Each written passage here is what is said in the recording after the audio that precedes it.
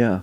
One of the things that I would like to do, I mean, we've been talking a lot about paranormal, which you bring up in the book. The other thing that you bring up in there too is or in the books, the series, is the whole role of technology. And yet, do you think that the advances that we're making in technology, I'm just curious, I know there's no scripture, but are they satanically inspired or God inspired? Or can we even know? I mean, I think we can say both are probably true in different ways, right? Ways in different instances. We know Satan uses technology. I've had experts on technology on and talked about can demons influence or impact or even inhabit inanimate objects, that kind of thing, and it seems clear enough. I mean, we the whole hitchhiker effect. We know that. Why is it when some lamp or trinket moves from house to house to house, bad things happen?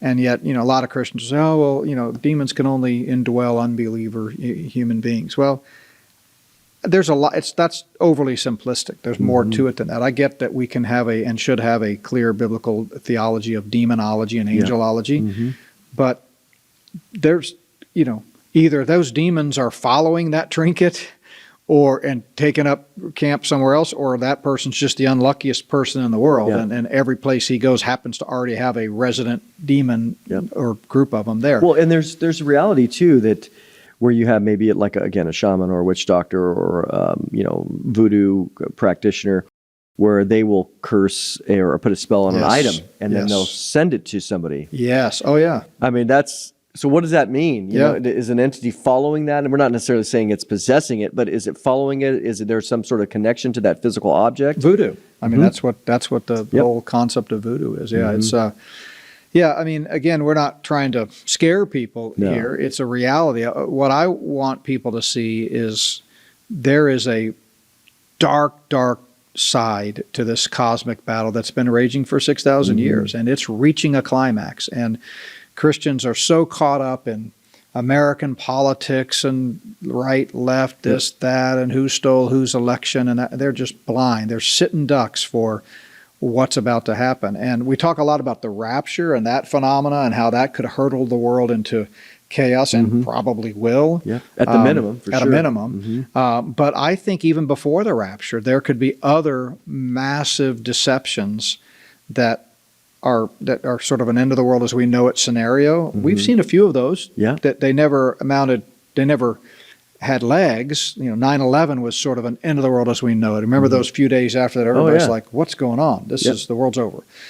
The pandemic. Even for sure. more so. I mean, it was like a weird. I interviewed my son Morgan, who works for us on one of our Testimony Tuesdays at NBW, and hearing his testimony, he was a college student at the time that happened, and I had forgotten just how it impacted his life. I mean, that's a major deal. College students throughout the world kicked off campus and have to go home. That'll leave a mark, right? And it did.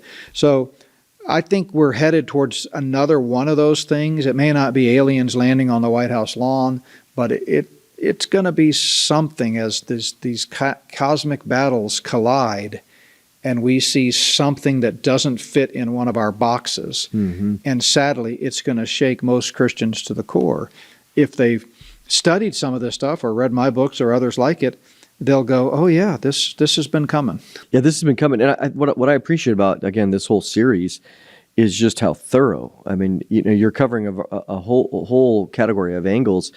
But I find, going back to, again, secret societies, the CFR, Council of Foreign Relations, Bilderberger, Bohemian Grove, all these, fake elections, global surveillance, police state, UFOs, UAPs. These are just the deception area of what you've been describing, just some of them. And yet, I found that I was shocked, honestly, at the response of the church during the pandemic, of how easily they just believed the narrative. They drank the Kool-Aid, and yet at the same time, they would be upset, because I was pastoring at the time. They would be so upset that I wasn't following the narrative. And I was like, man, I thought we were on the same page. I mean, we are on the same page about Jesus Christ, but yet it's not. That is overly simplistic as well. That's, of course, the foundation. But yet when we got into these other areas, I thought, well, you really see who has discernment and who doesn't. Yeah. And of course, the government was out there. You're writing articles, like I cited one in the book from Forbes magazine, where this author basically is chiding everyone, whatever you do, don't do your own research. Exactly. You're not smart enough. Just trust the experts. Trust the science. Trust the science. We know what we're doing. You don't know. You don't have the degrees. You can't read. So just trust us. Well, that's exactly what they want, because it didn't take much. Anybody that took 10 minutes and just looked at some like, for example, masks. I mean, in the early days when masks were the thing of the pandemic, I cited several NIH studies, JAMA, New England Journal of Medicine, all these reputable, Lancet, reputable studies going back 100 years saying masks do nothing for SARS-type virus, severe acute respiratory. None. They're just, don't use them. In fact, you shouldn't use them because it could have a counterproductive. Yeah, it actually is more harmful to you because of breathing all your stuff all day. Yeah, absolutely. Yeah. So, but all of a sudden, all that changed overnight. Yep. And when you try to show them in their own words what they used to say, then you get canceled off of YouTube. Yep. So that right there should be all anyone needs to know about the pandemic. And of course, we have 50 pages of it in Volume 1 that go back and show that it was pre-planned at least 16 years, maybe 22 years in advance. So, yeah. And thinking about that is you're setting, this is like a course, I think it's a course on discernment, to say, let's look at history, let's look at the idea of conspiracy, and just in general about what God says. And I think if people took all this material and said, wow, I had no idea that it was this extensive. Yeah, I mean, I would encourage folks to go to spiritoftheantichrist.org. That's a good landing page, spiritoftheantichrist.org. And then you can see the table of contents and the subsections of each chapter. It's very extensive of the topics that we talk about. And it's not the kind of thing, even though there's 3 books in the series, it's not the kind of thing you have to start with the first one necessarily. All standalone kind of. They're all kind of standalone. They're topical in the sense that it does weave together a narrative and explain where this is all headed. But if you find a topic that interests you, start there. And then I guarantee you'll want to kind of see more about how these things all relate to God's end times plan.